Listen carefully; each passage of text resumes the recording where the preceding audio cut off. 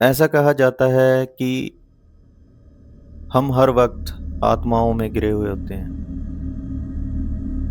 आज गाइस यहाँ हम बैठे हैं, हो सकता है कि हमारे आसपास भी कुछ आत्माएं हों, लेकिन सबसे बड़ी दिक्कत गाइस पता क्या है कि ये हमें दिखाई नहीं देती। इसलिए हम कभी-कभी ऐसी जगहों पर पहुंच जाते हैं यहाँ पर इन आत्माओं का वास होता है और फिर हमें कुछ ऐसी परेशानियों का सामना करना पड़ता है जिससे कई बार कुछ लोग सुसाइड कर लेते हैं और उनका जो घर है वो तबाह हो जाता है। ऐसी कहानी जो आज हम आपके साथ शेयर करने जा रहे हैं वो मुंबई के बांद्रा हॉन्टेड बिल्डिंग की है। ये कोई अनजान बिल्डिंग नहीं है, ये एक रहायशी इलाके में बनी हुई बिल्डिंग है। यहाँ आसपास हजारों घर हैं, सब खुश हैं, सभी में लोग रहते हैं जिनको कोई प्रॉब्लम नहीं है। लेकिन गाइस ये एक ऐसा घर है, यहाँ इन आत्माओं का वास है और पता नहीं कितनी ही तरह की यहाँ पर लोगों को प्रॉब्लम्स फेस करनी पड़ती हैं। ये घर शाहरुख खान के घर मन्नत से सिर्फ 2-3 मिनट की दूरी पर है। ये कोई अनजान घर नहीं है।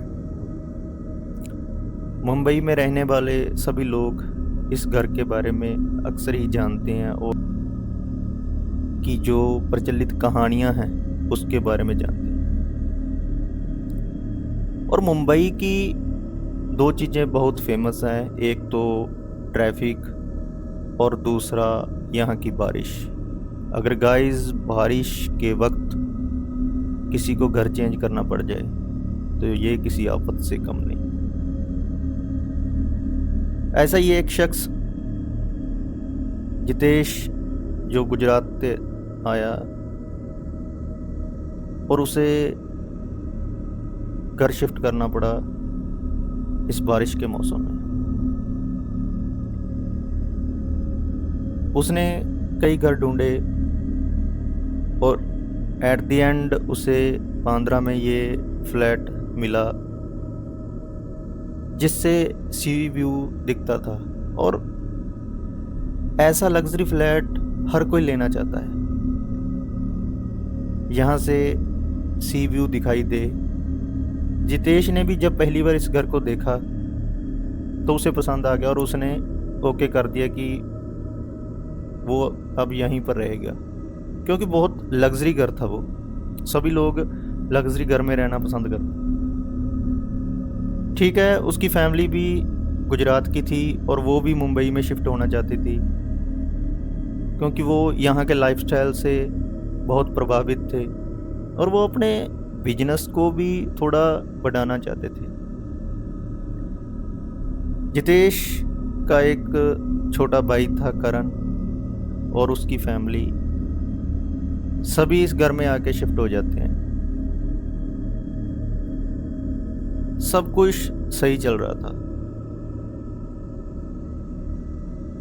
घर में खुशी थी, कारोबार अच्छा था, सभी एक टेबल पे बैठ के खाना खाते हैं। ये सभी बातें एक रात वो अपनी पत्नी को बता ही रहा होता है कि हम यहाँ पर बहुत खुश हैं, कारोबार भी अच्छा है।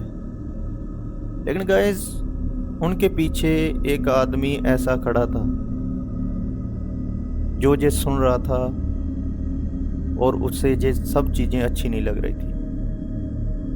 मानो कि ये वो सब कुछ बदल देना चाहता था, सभी खुशियों को मातम में, आपसी प्यार को कलेश में, उस फैमिली को बिखेर देना चाहता था, सबको अलग अलग कर देना चाहता था।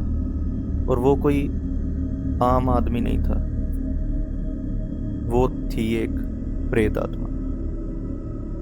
लेकिन जितेश को इसके बारे में कुछ नहीं पता था।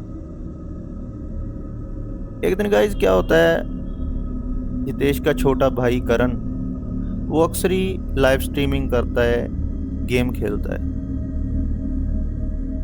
एक दिन वो लाइव स्ट्रीमिंग कर रहा था, गेम खेल रहा था, तभी उसको पीछे से आवाज़ें आती हैं, जैसे उसकी माँ उसे पुकार रही है। बार बार आवाज़ें आती हैं। करण थोड़ा इरिटेट हो जाता है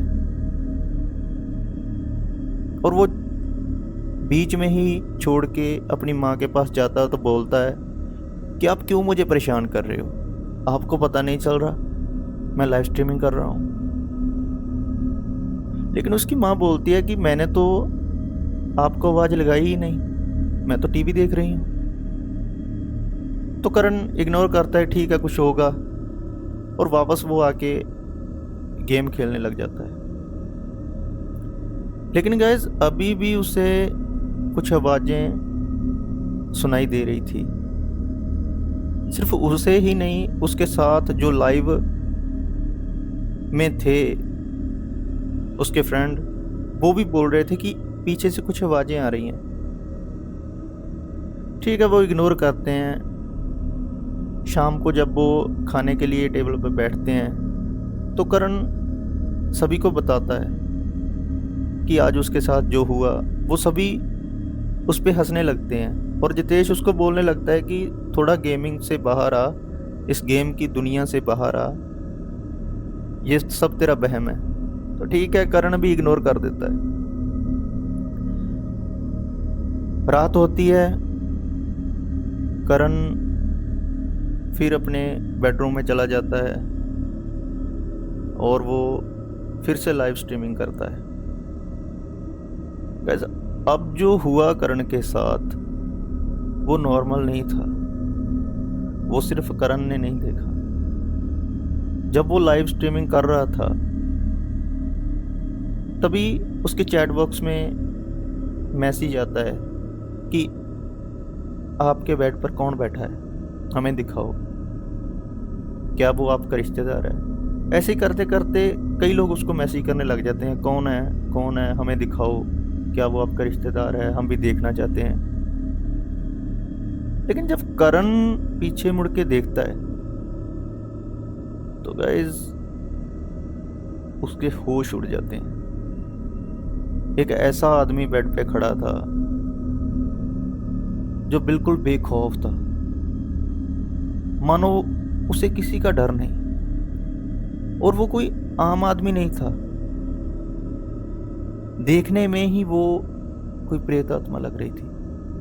लेकिन कुछ ही सेकंड में वो गायब हो जाती है। करण डर गया था, लेकिन वो लाइव स्ट्रीमिंग चालू रखता है क्योंकि वो कुछ ही सेकंड का खेल था। वो लाइव स्ट्रीमिंग चालू रखता है, उस अपने दोस्तों के साथ बातें करता है। सुबह होती है, सभी फिर खाने के लिए टेबल पे बैठते हैं तो फिर वही बातें शुरू होती हैं। करण फिर बताता है कि रात मेरे साथ ऐसा हुआ, मेरे बेड पे कोई अनजान व्यक्ति खड़ा था, लेकिन वो आम नहीं लग रहा था। तभी जितेश भी बोलता है कि मैं भी आपको बताना नहीं चाहता था, मेरे साथ भी ऐसा ही हुआ है। मैंने भी मेरे कमरे में किसी अनजान व्यक्ति को चलते हुए देखा है। पूरा परिवार हैरान हो जाता है कि ये शख्स है कौन।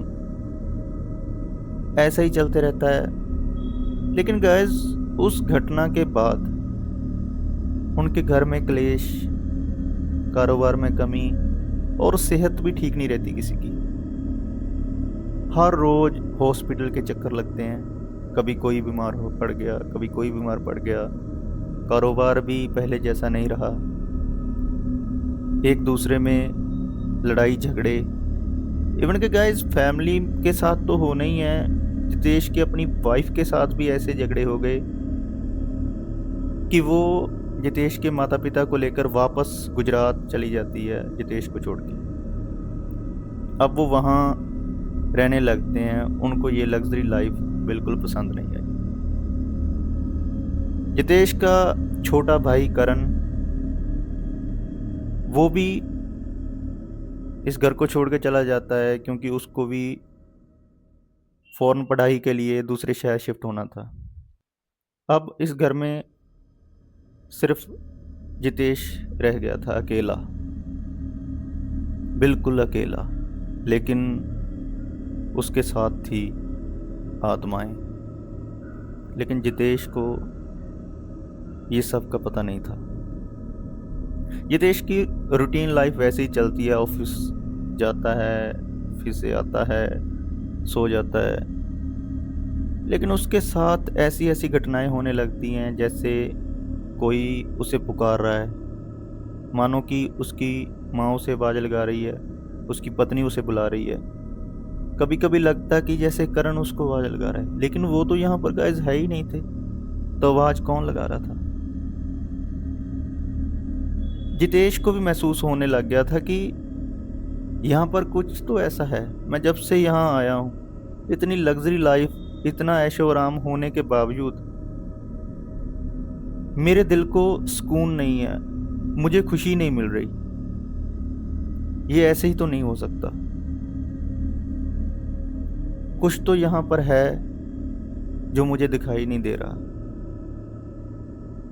हर रोज सोचता है, हर रोज उसके साथ ऐसी ही घटनाएं गाइस होती रहती हैं। कुछ दिन बीत जाते हैं, पोस्टमैन जितेश के घर का दरवाज़ा खटखटाता है, लेकिन आज आगे से कोई रिस्पॉन्स नहीं आता। कुछ देर दरवाज़ा खटखटाने से अगर कोई नहीं खोलता तो पोस्टमैन पुलिस बुलाता है, और जब दरवाजे को खोला जाता है तो गाइस आगे पड़ी थी जितेश की लाश, जली हुई लाश। किसी को कुछ नहीं पता जितेश के साथ क्या हुआ, कैसे हुआ। फैमिली भी हैरान थी, परेशान थी कि कैसे एक लग्जरी घर में यहाँ सभी फैसिलिटीज़ हैं, कैसे कोई ऐसे मर सकता है, वो भी जलकर। लाश पूरी जल चुकी थी, सब खत्म हो चुका था। गाइस ये तो थी जितेश की कहानी, बांद्रा हॉन्टेड बिल्डिंग की। गाइस आप भी अगर सर्च करोगे बांद्रा हॉन्टेड बिल्डिंग तो आपको इस बिल्डिंग के बारे में अनेकों किस्से मिल जाएंगे।